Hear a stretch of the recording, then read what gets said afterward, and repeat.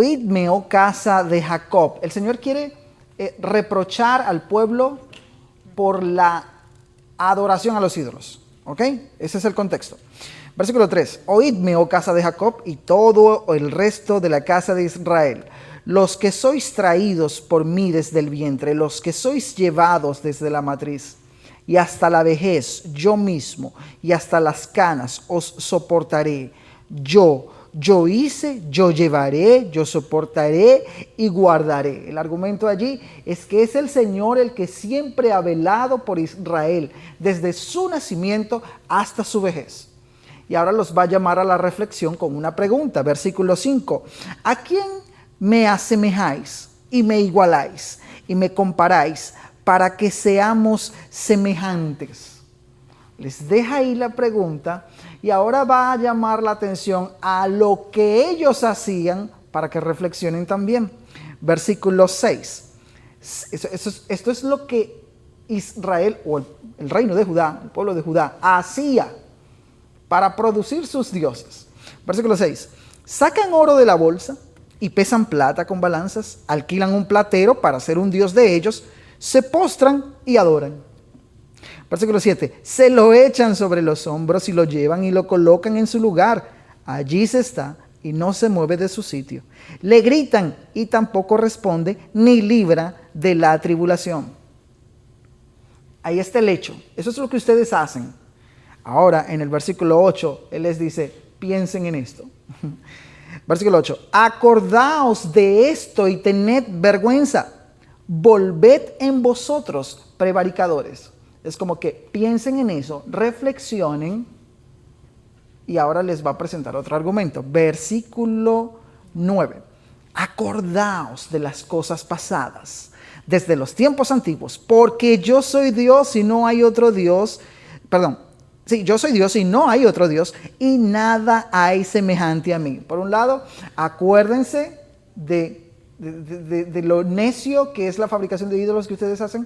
Y por otro lado, acuérdense del pasado que ustedes han tenido conmigo y cómo soy yo como Dios.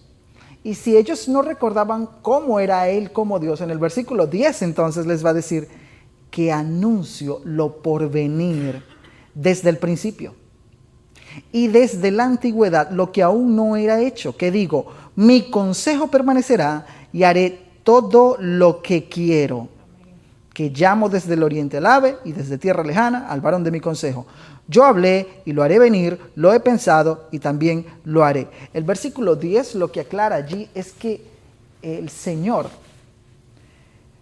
para marcar un contraste categórico entre los ídolos y Él como el único Dios vivo y verdadero, se vale de un atributo. Bueno, de pronto pueden confundirse a la luz del atributo que vimos la semana pasada. Pero si yo les preguntase en el versículo 10, ¿de qué atributo o atributos habla Dios allí? De Dios. Lean el versículo 10.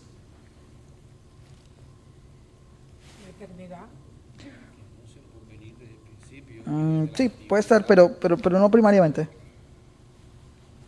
Cuando Él dice que Él como Dios anuncia lo por venir desde el principio, ¿qué implica eso?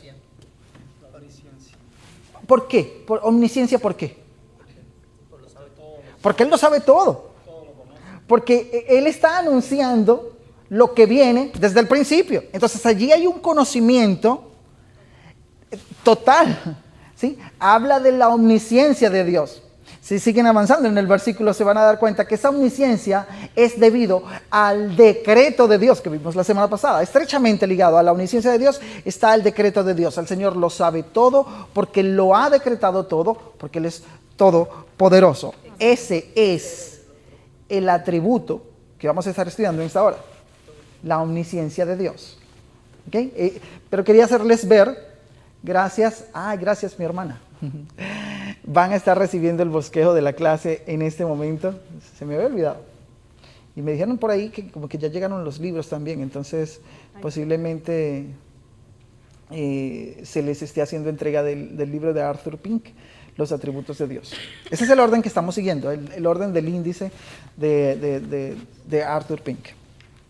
Mientras reciben los bosquejos, Entonces vemos allí en esa historia cómo el Señor hace uso de ese atributo para que el pueblo se hiciese consciente de la diferencia categórica que hay entre el Dios vivo y verdadero y los ídolos. ¿Hasta qué punto nosotros al meditar en la omnisciencia de Dios podemos decir que esa omnisciencia tiene alcance? ¿Hasta qué punto? ¿Cuál es el alcance de la omnisciencia del Señor? Vamos a profundizar en eso en un momento, pero en este instante solo permítanme recordarles un texto que se halla en Daniel capítulo 2. Daniel y sus amigos se hallan amenazados por la orden de Nabucodonosor de acabar con todos los sabios del reino porque no eran capaces de interpretarle un sueño que él había tenido. Sin embargo, Daniel ora al Señor junto con sus amigos y al recibir la respuesta positiva de parte de Dios, leemos en Daniel 2, versículo 20, las palabras de agradecimiento que quiso tener Daniel con el Señor. Dice Daniel 2, versículo 20, y Daniel habló y dijo, sea bendito el nombre de Dios de siglos en siglos, porque suyos son el poder y la sabiduría. Él muda los tiempos y las edades, quita reyes y pone reyes, da la sabiduría a los sabios y la ciencia a los entendidos. Él revela lo profundo y lo escondido, conoce lo que está en tinieblas y con él mora la luz. Daniel se detiene en su oración a alabar a Dios por su omnisciencia. Solo el Señor conoce todo lo profundo, todo lo oculto.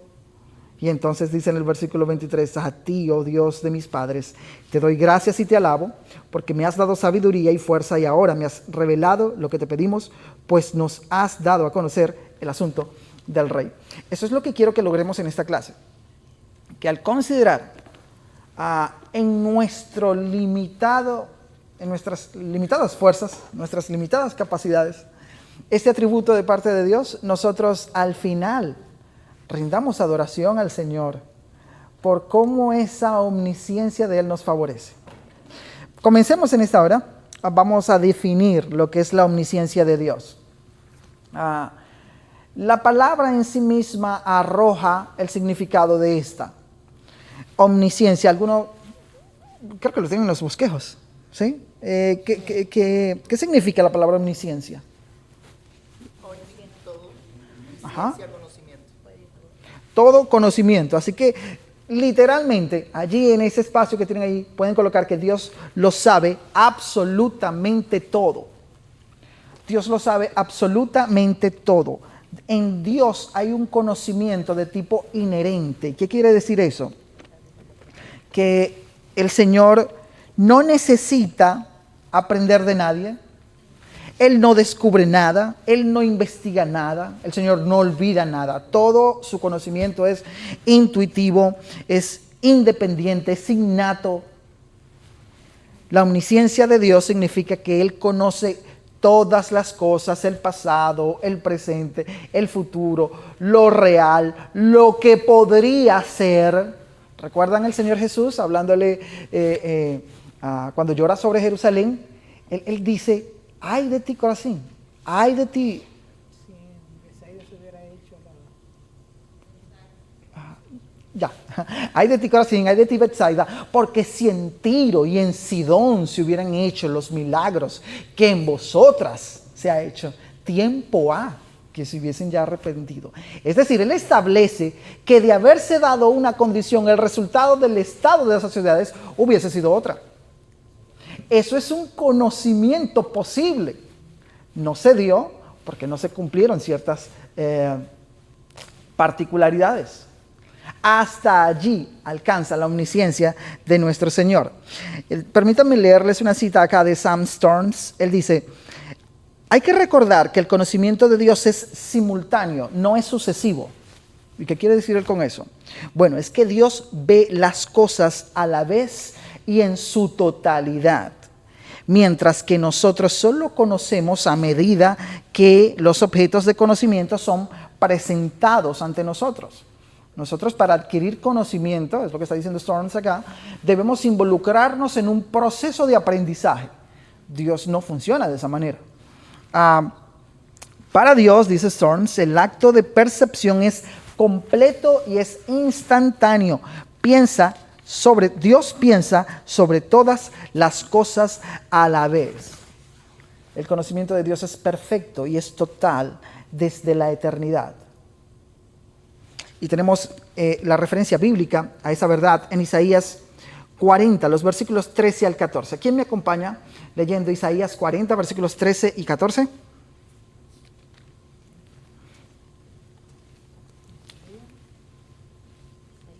Isaías capítulo 40, versículos 13 y 14. ¿Cómo dice Isaías 40, 13, 14? ¿Quién enseñó al Espíritu de Jehová o le aconsejó enseñándole? ¿A quién pidió consejo para ser avisado?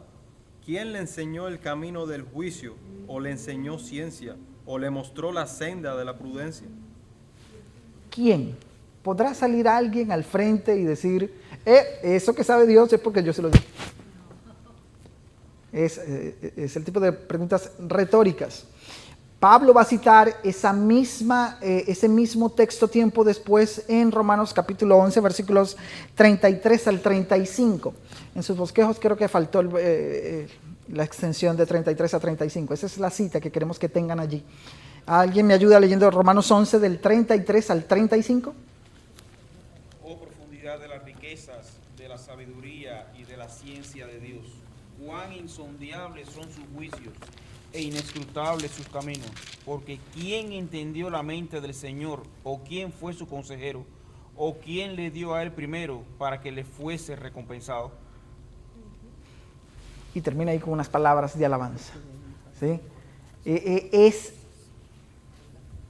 Es muy evidente para el ser humano cómo los juicios, los caminos, el conocimiento de Dios en comparación a nuestras capacidades son inescrutables. El conocimiento de Dios es infinito. Y vamos ahora a profundizar en ese alcance, en el alcance del conocimiento de Dios. Lo vimos de pasada allí en el texto de Daniel capítulo 2 del 20 al 23. Pero vamos a ver en diferentes áreas de cómo el alcance del conocimiento, de la omnisciencia de Dios impacta en su creación y por ende en nosotros. Ahí hay un primer punto en la parte 2 cuando dice alcance de la omnisciencia de Dios. Y es que nuestro Señor tiene un conocimiento de el universo y de su creación. El universo y la creación que Él mismo hizo, por ende nuestro Dios tiene un pleno conocimiento de este. Hay detalles en la palabra de Dios que simplemente nos asombran. Simplemente nos asombran. ¿Alguien por favor puede leer el Salmo 147, el versículo 4? Él cuenta el número de las estrellas, a cual ellas llaman por su nombre. La constelación de estrellas que vigilan por encima nuestro son simplemente en número infinito a nuestra consideración. Lo que el texto de la Biblia está diciendo allí en Salmo 147:4 es que Dios conoce exactamente cuántas hay. Y no solo eso, es que las tiene identificadas por nombre. El ser humano se llena de gloria cuando distinguen una estrella particular y le colocan un nombre. No, eso no funciona tan así. Ya esa estrella estaba en cuenta de parte de nuestro Dios y ya goza de un nombre de parte de Dios. Hay otros detalles en la naturaleza que para nosotros a veces son irrelevantes, pero no así para Dios. ¿Alguien puede leer, por favor, Mateo 10, versículos 29 y 30? Y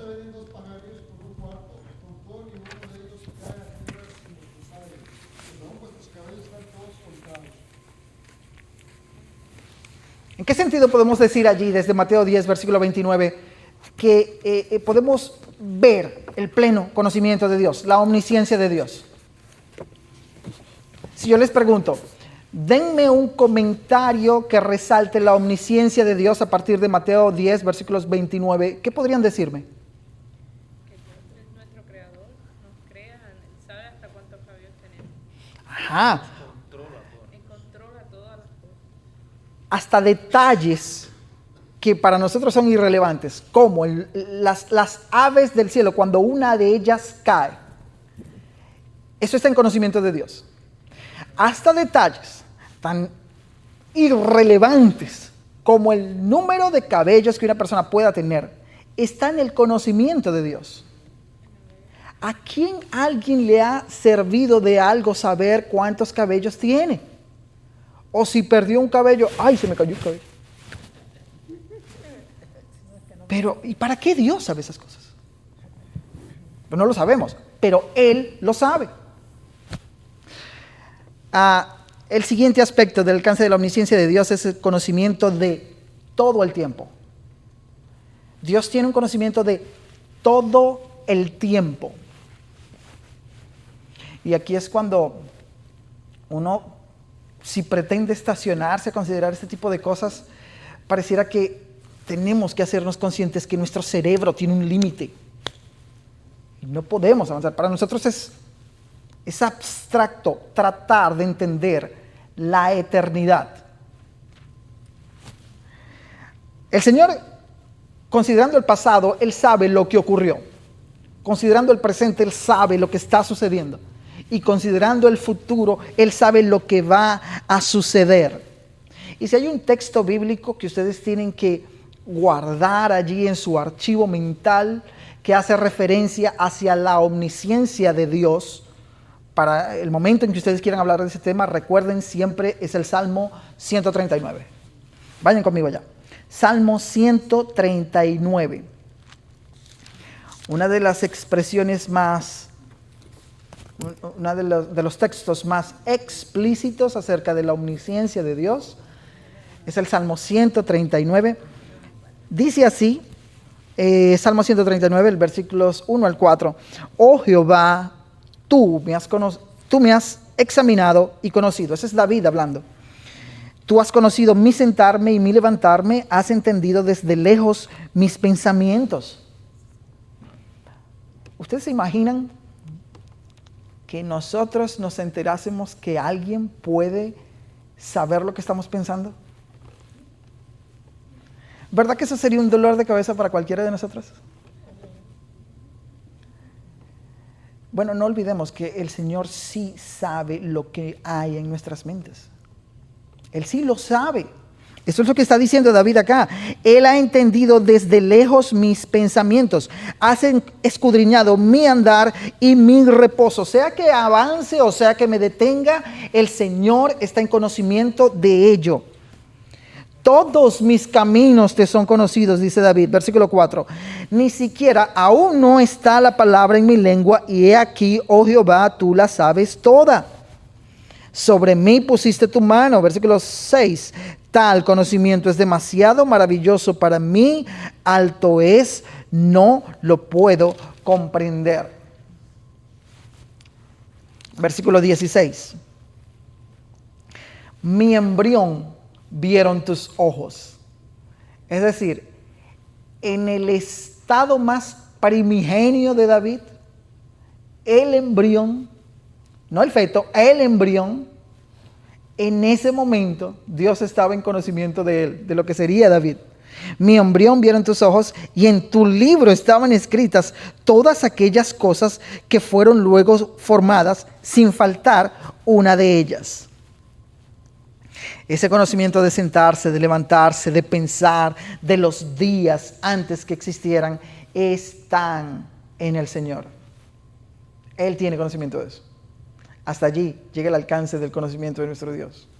Un aspecto más es que Dios tiene conocimiento del ser humano y el corazón. Del ser humano y el corazón. El Señor ve más allá de las acciones externas. Él sabe y conoce lo que hay en el corazón. No hay manera de poder esconderle nada. Un pasaje clásico entonces que habla acerca de la omnisciencia de Dios es el Salmo 139, los versículos que acabamos de leer. Pero otro pasaje que deben atar allí junto a ese, en su concordancia temática de la omnisciencia de Dios, es Hebreos 4, versículo 13. ¿Quién puede leer Hebreos 4, versículo 13? Y no hay cosa creada que no sea manifiesta en su presencia. Antes bien, todas las cosas están desnudas y abiertas a los ojos de aquel a quien tenemos que dar cuenta. Todas las cosas están desnudas y abiertas, dice el autor. Aquel a quien tenemos que dar cuentas. ¿Cuáles son todas esas cosas?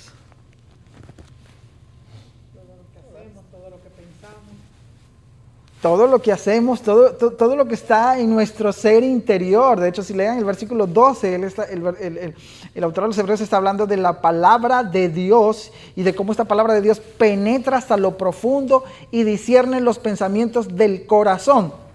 Y entonces ahora dice, y es que el Señor está en conocimiento de todo lo que está en nuestro corazón. Hay otro texto que nos va a servir también más como una ilustración, pero lo menciona de manera bien explícita. En 1 Samuel, primer libro de Samuel, capítulo 16. Como recordarán, ese es el relato de cuando Samuel va en busca de David para ungirlo como rey. ¿Se acuerdan la historia? Sí. Se consigue con Isaí, el papá de David. Isaí tenía un concepto bastante reservado con respecto a su hijo menor. Cuando entiende que Samuel está allí para ungir uno de sus hijos como rey, le pasa el desfile de sus hijos más prominentes, más guapos, más altos, más fuertes, con más consideración a la candidatura para ser rey. Humanamente hablando.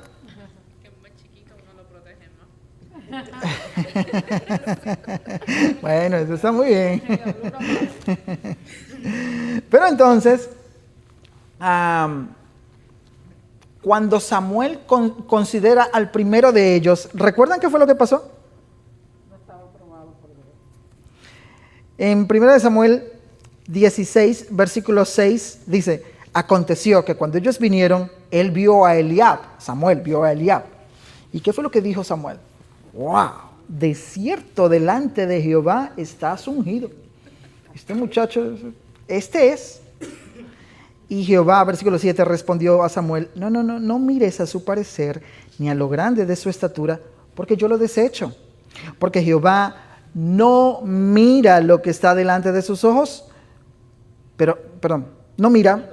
Jehová no mira lo que está, no mira lo que mira el hombre. Pues el hombre mira lo que está delante de sus ojos, pero Jehová mira el corazón. El Señor tiene esa capacidad de ver nuestros corazones. El Señor lo sabe todo, hasta lo que pensamos, hasta lo que hay en nuestros corazones. Tenemos también el conocimiento de Dios. Está estrechamente relacionado con otro atributo de Él que comparte con nosotros, y es la sabiduría. Ese es el tercer punto que vamos a estar viendo ahora. El conocimiento de Dios y la sabiduría de Dios, la omnisciencia y la sabiduría de Dios. Hemos dejado establecido que Dios lo sabe todo, ¿sí? Pero hay una gran diferencia entre saber algo y saber qué hacer con ese conocimiento. ¿Okay? Imagínense un médico que sabe todo acerca de una enfermedad. Y usualmente incluso hay personas que sin necesidad de ser médicos, porque padecen ciertas dolencias, llegan a aprender mucho acerca de esa enfermedad, pero realmente no saben cómo tratarla. ¿De qué les sirve? ¿De qué puede servirles el conocimiento? Es muy poco provechoso. ¿Ok? Pero aquí es donde entra la sabiduría.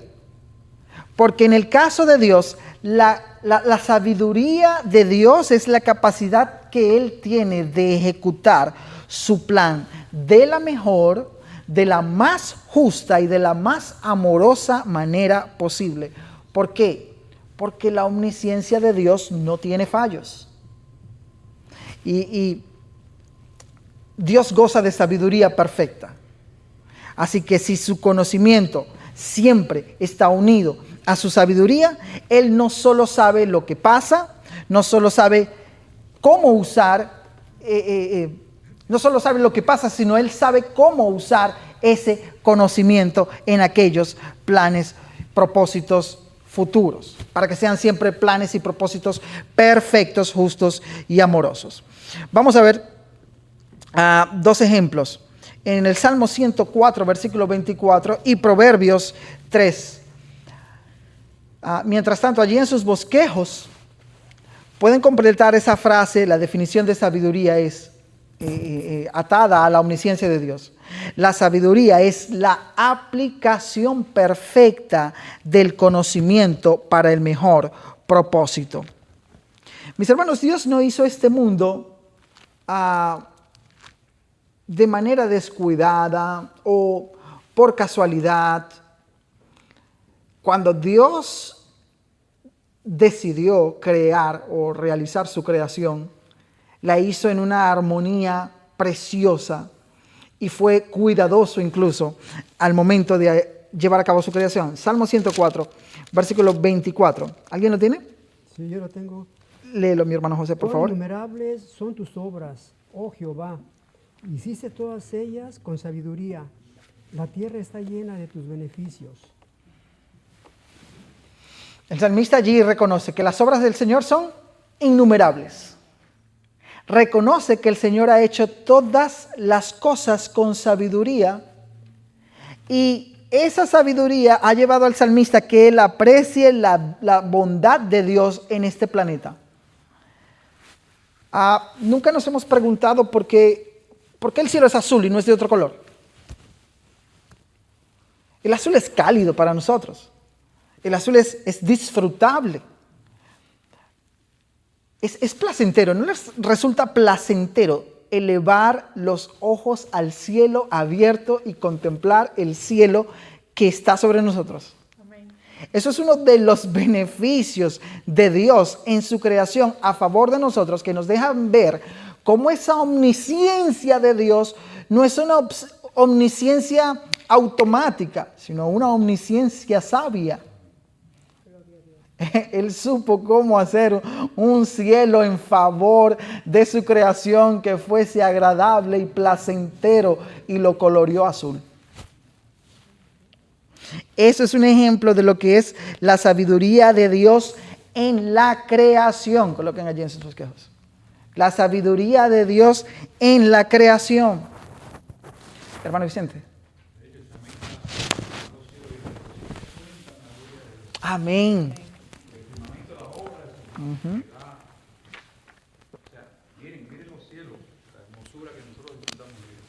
Amén. Su creación habla. Su creación habla. Hablan de la gloria de nuestro Dios. Podemos ver la sabiduría de Dios también en el Evangelio. La sabiduría de Dios también es perceptible en el Evangelio. En 1 Corintios 1:25, el argumento de Pablo allí es cómo Dios soberanamente decidió llevar a cabo un plan de redención en favor de los hombres, haciendo uso de lo más necio para los sabios de la época, que eran los griegos, y de lo más absurdo para el pueblo judío, que esperaban un redentor fuerte.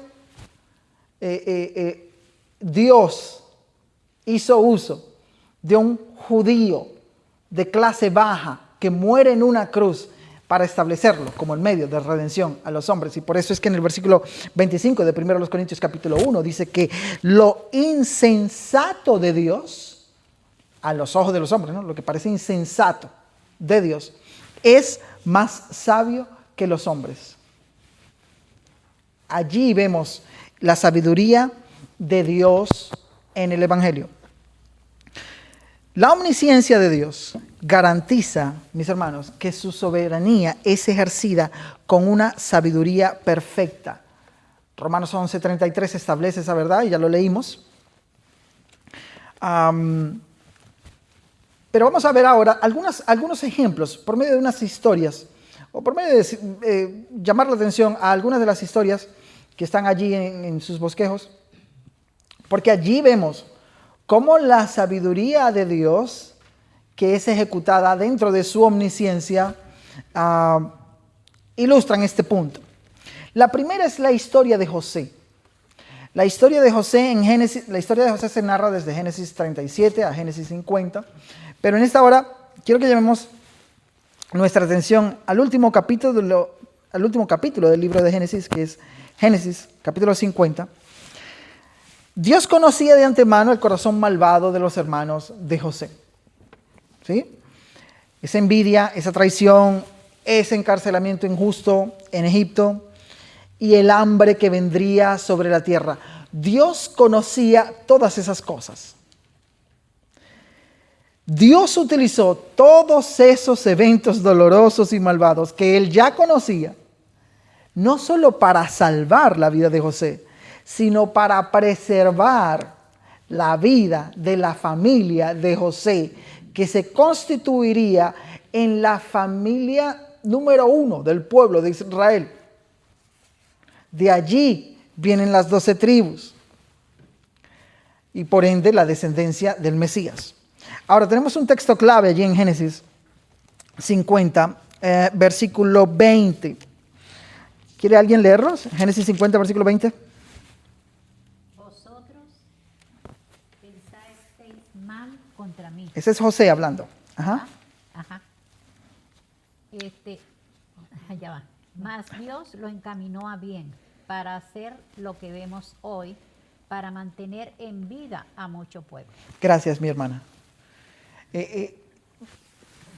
José está claro que aun cuando las intenciones de sus hermanos eran unas, Dios, que tiene absoluto control de todos los eventos, que está en conocimiento de todas las cosas, hace uso de ese conocimiento para en su sabiduría tornar todas las cosas en favor de su pueblo.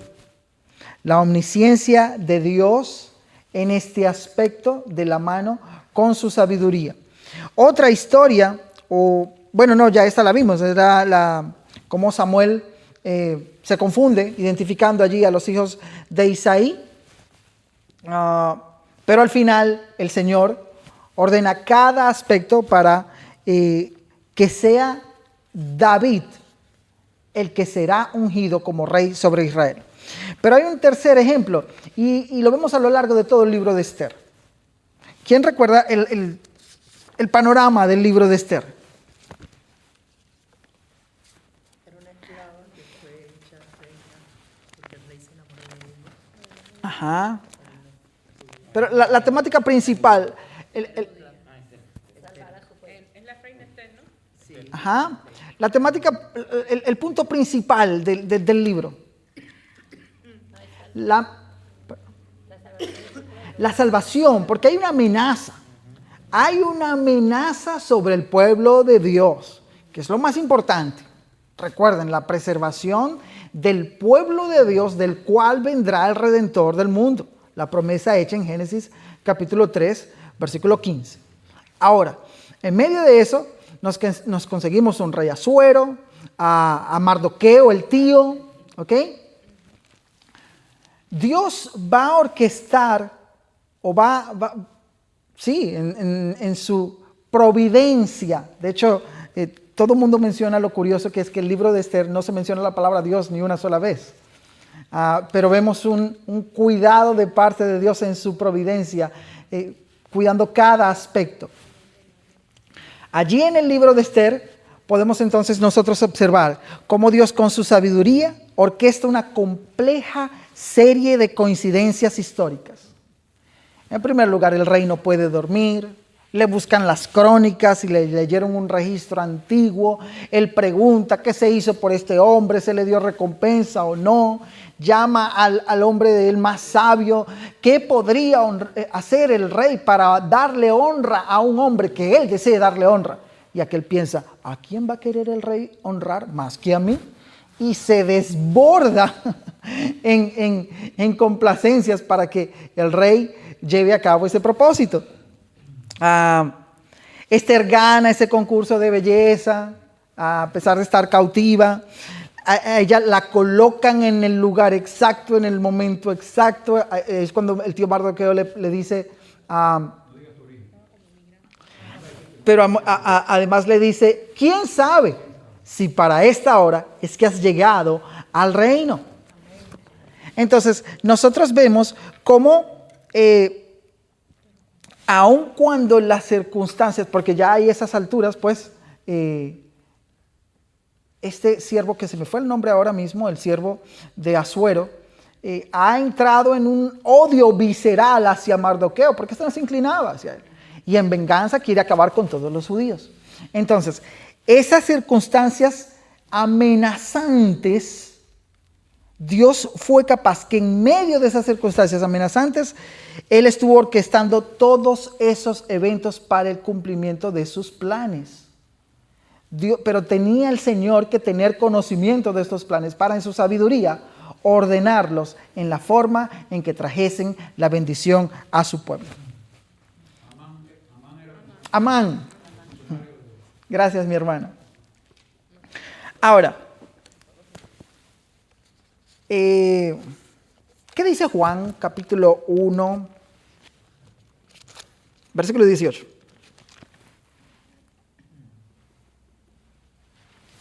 ¿Lo tienen? A Dios nadie le vio jamás. El ungido Hijo que está en el seno del Padre, Él le ha dado a conocer. A Dios nadie lo vio jamás. El unigénito Hijo que está en el seno del Padre, Él le ha dado a conocer. Si Jesús es Dios, si Él es la encarnación del Logos, Él debe poseer todos los atributos de Dios. ¿Sí o no? Sí. Y el texto lo dice, porque Él lo ha dado a conocer. ¿Podremos nosotros concluir que el atributo de la omnisciencia de Dios está presente en nuestro Señor? Amén, claro que sí. Y tenemos abundante evidencia bíblica para probarlo. En primer lugar, el Señor tenía conocimiento de los pensamientos, como ya hemos visto por medio de textos del Antiguo Testamento. Vayan conmigo a alguien que lea, por favor, Mateo 9, versículo 4, y alguien que lea Juan 2, versículos 24 y 25.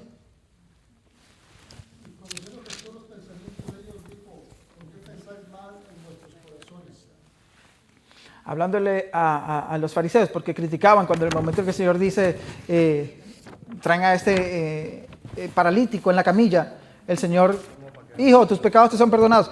¿Y quién es este que perdona pecados? Entonces el Señor les dice, ¿por qué cavilan en sus corazones de esa manera? Juan capítulo 2, versículos 24 y 25.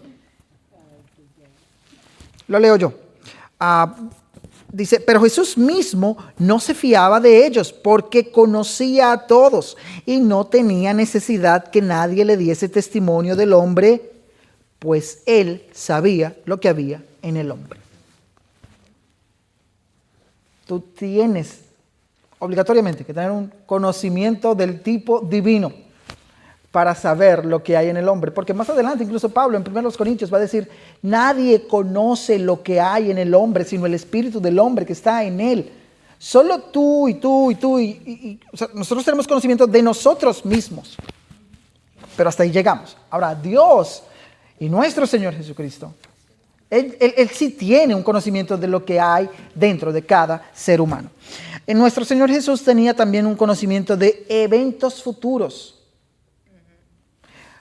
Marcos, capítulo 14, versículos 13 y 15. ¿Alguien puede leerlo? Marcos, capítulo 14, versículos 13 y 15.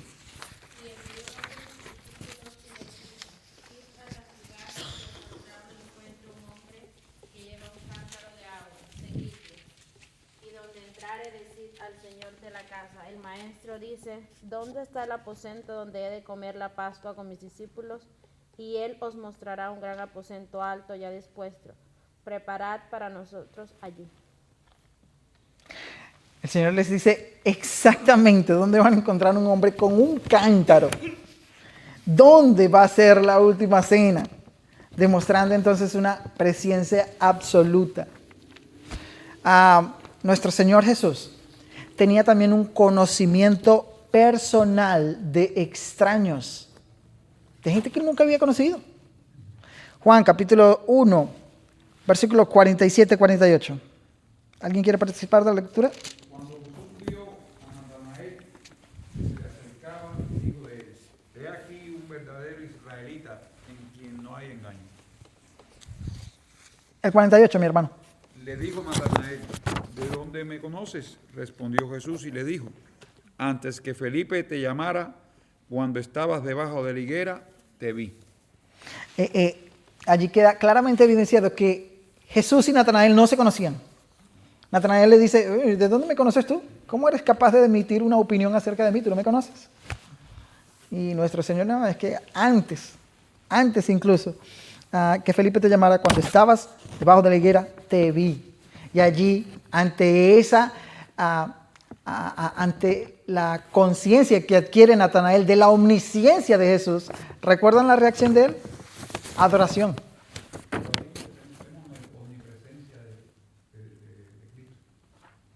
También de alguna forma, sí.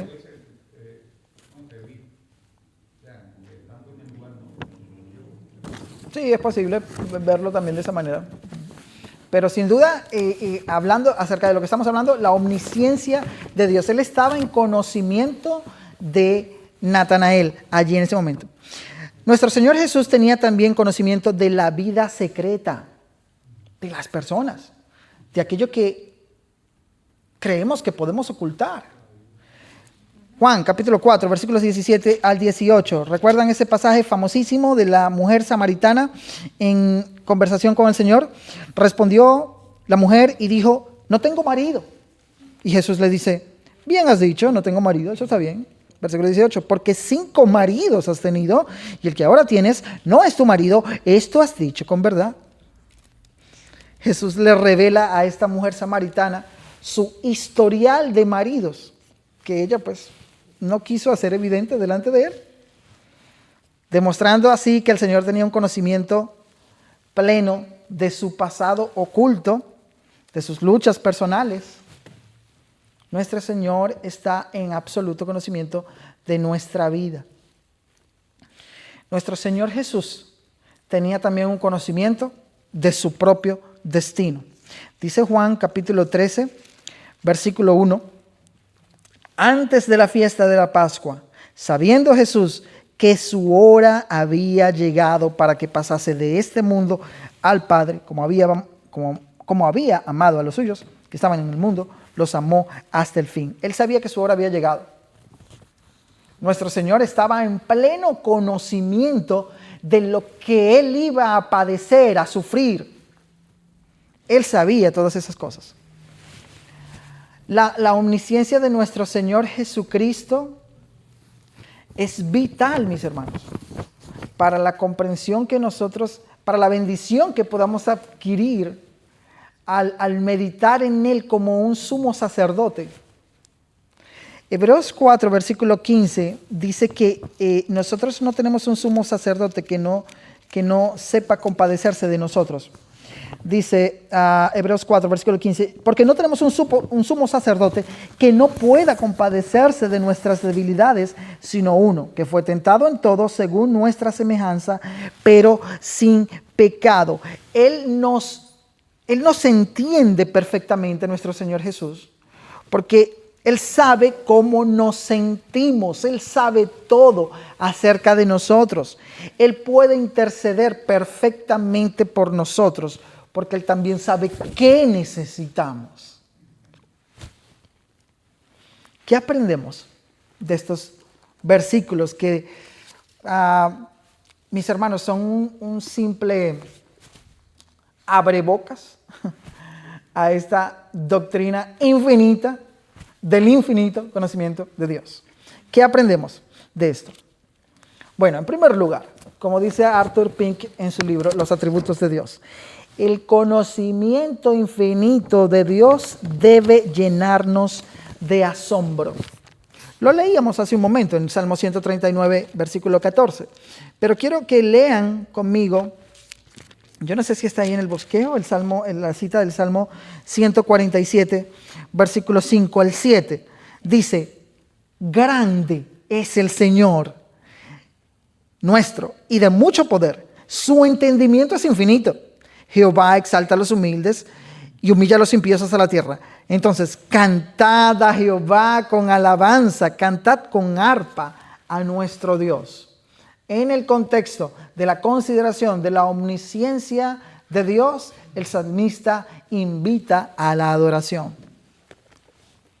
En segundo lugar, la omnisciencia de Dios debería traer un impacto profundo en la vida del creyente. ¿Por qué?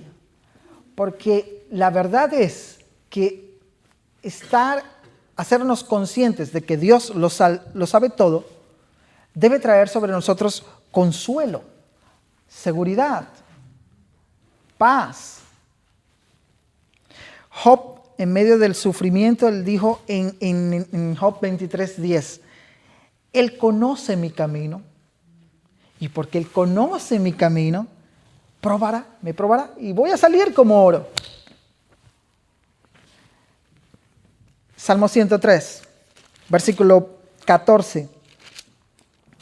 Dice el Salmo 103, versículo 14, Él conoce nuestra condición, se acuerda de que somos polvo.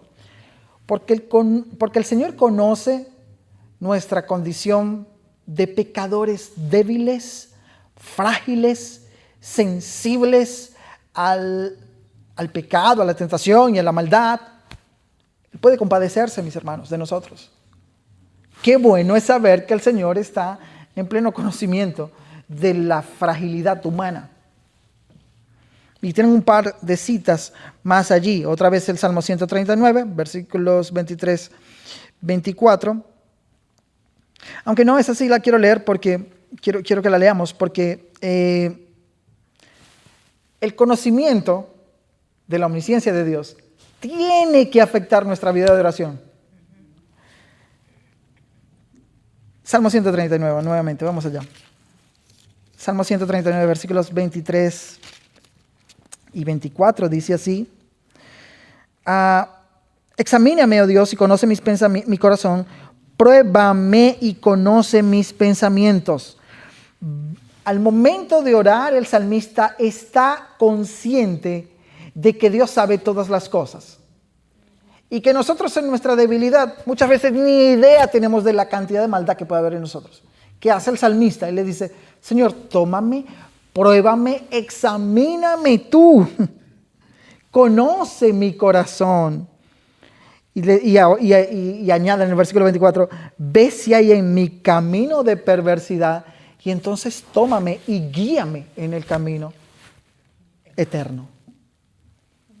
¿Ven cómo podemos aplicar una doctrina como esta? Estos no son doctrinas áridas, sino que son enseñanzas que podemos aplicar en nuestro diario andar. Y otro texto que está ahí es Juan capítulo 21, versículo 17, al momento en que el Señor está confrontando a Pedro. Pedro, ¿me amas? Pedro, ¿me amas?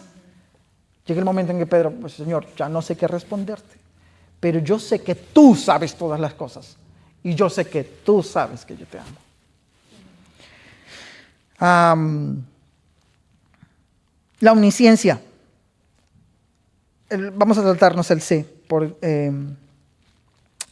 asuntos de tiempo. La omnisciencia activa la esperanza del perpetuo encuentro con Jesús. En Juan capítulo 14, versículo 3, el Señor dijo, si me fuere y os preparare el lugar, voy a venir otra vez, los voy a tomar a mí mismo, para que donde yo estoy, vosotros también estéis. Esa promesa del Señor no es una simple intención. No es como que, yo voy a hacer el esfuerzo de que si me voy, venir otra vez. No.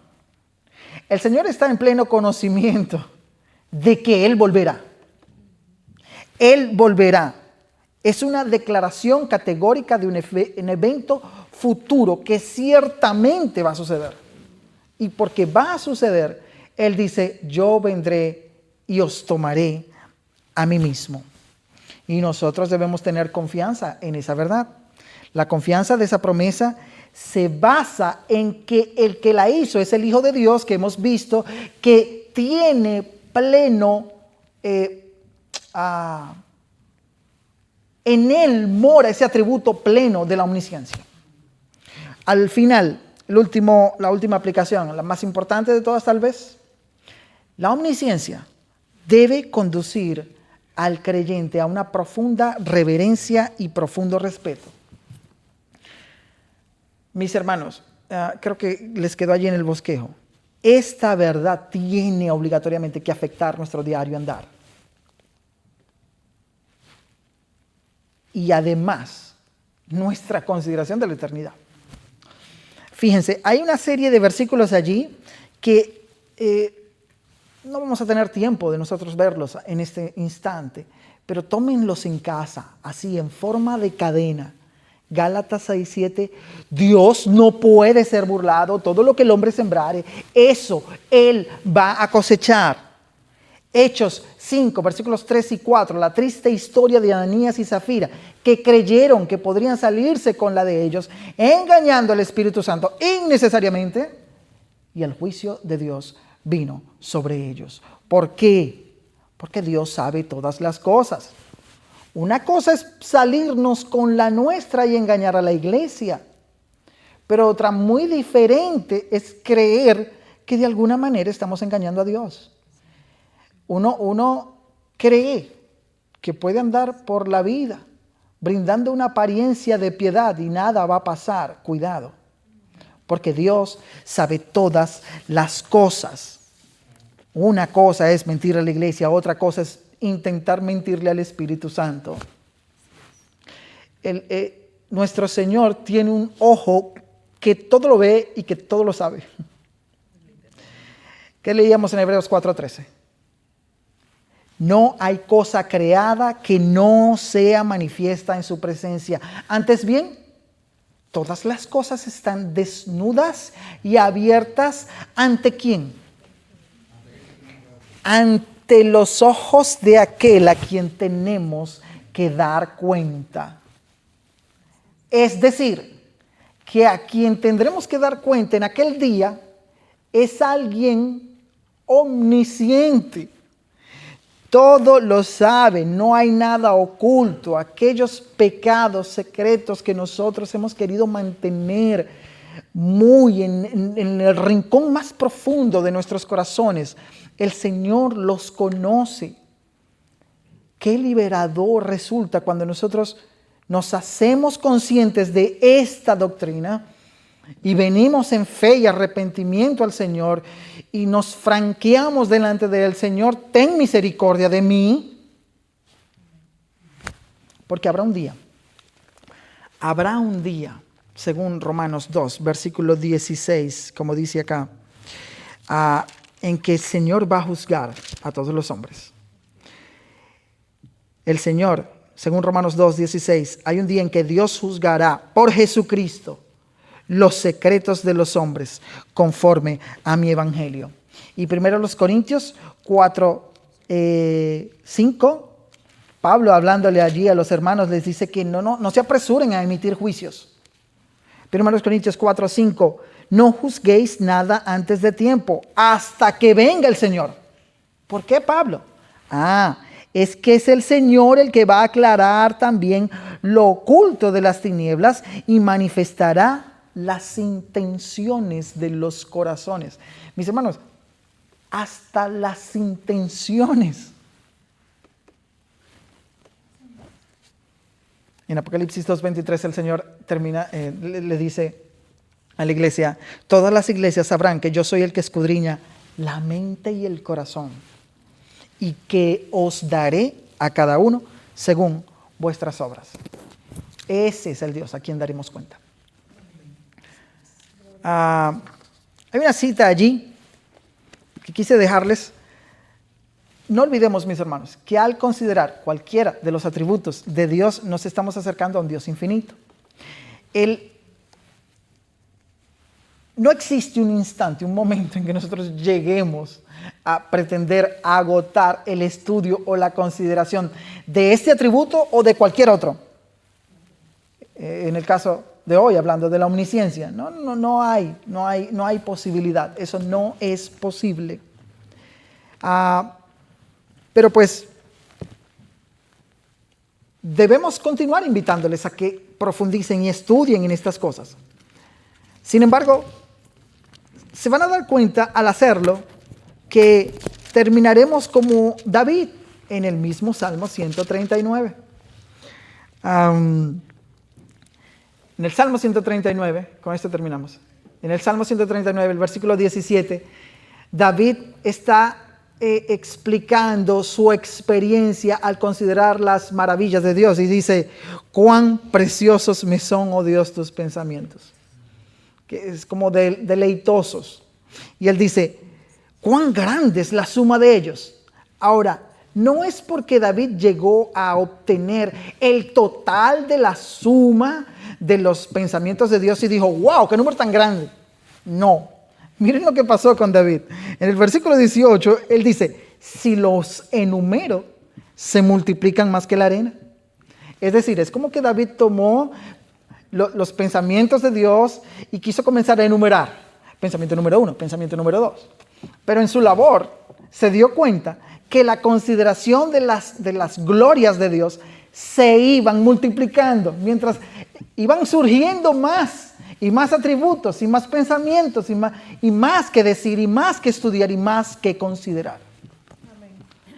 Ante eso nos encontramos cuando nos detenemos a considerar las glorias de nuestro Dios.